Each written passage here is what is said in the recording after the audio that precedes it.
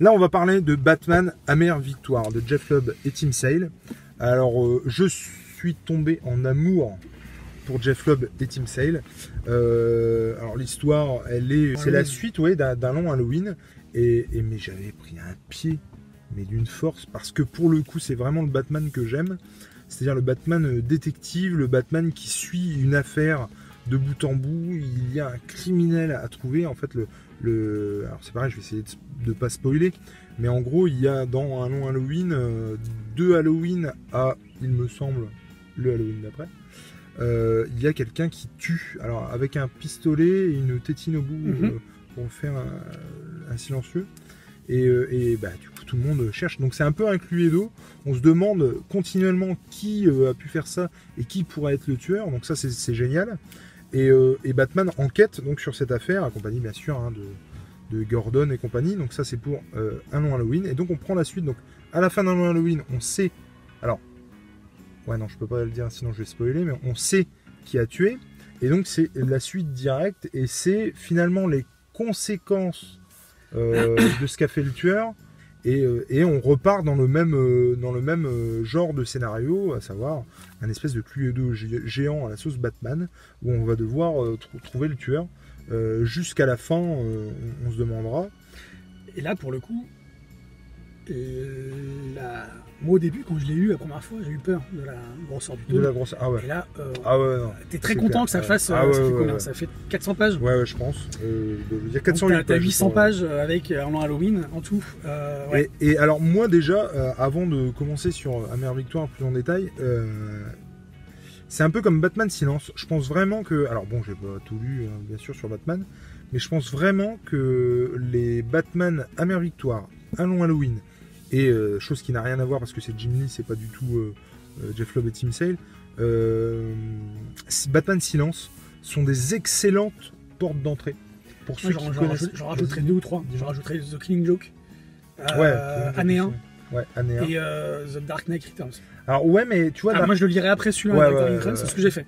Dark Knight Returns, je le prendrais pas forcément comme une porte d'entrée. Année 1 forcément, parce que comme son nom l'indique, année 1, du coup c'est une très très bonne porte d'entrée.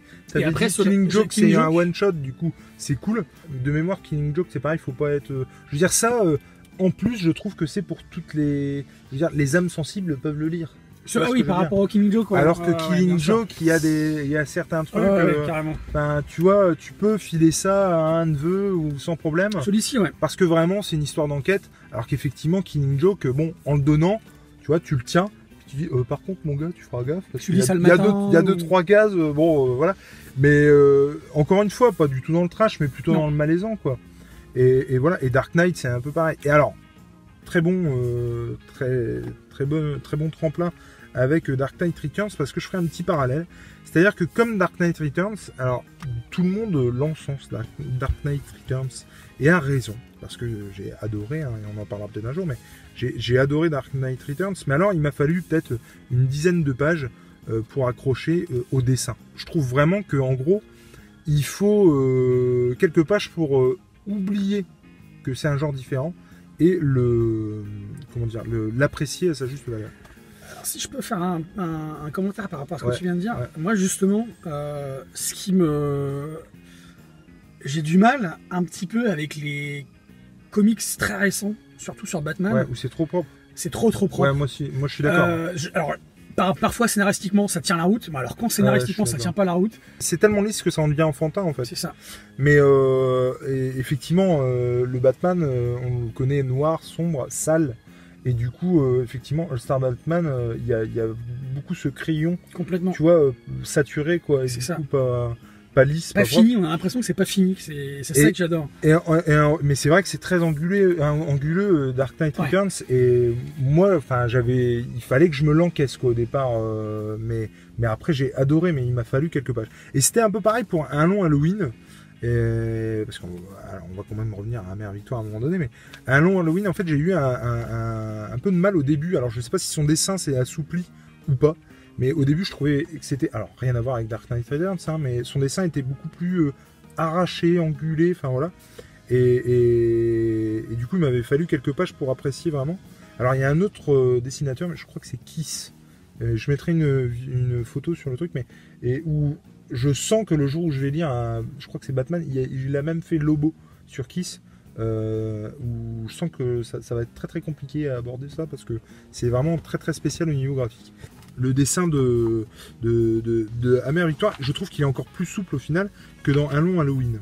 Encore une petite chose à dire, donc déjà, que ce soit Un long Halloween ou Amère Victoire, c'est la création et la suite d'Harvey Dent qui devient Double Face. Ouais.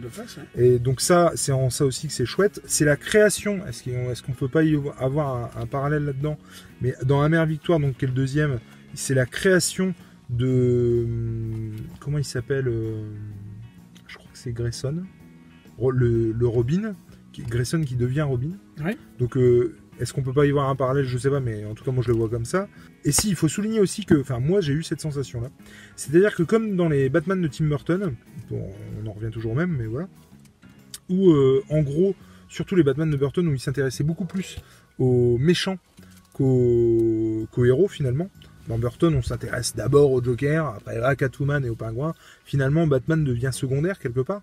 C'est un peu la même chose ici. C'est que j'ai vraiment l'impression qu'on s'intéresse beaucoup plus à l'histoire avec les mafieux qu'au Batman en fait.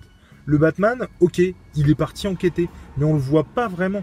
On le sous-entend et voilà, c'est suggestif.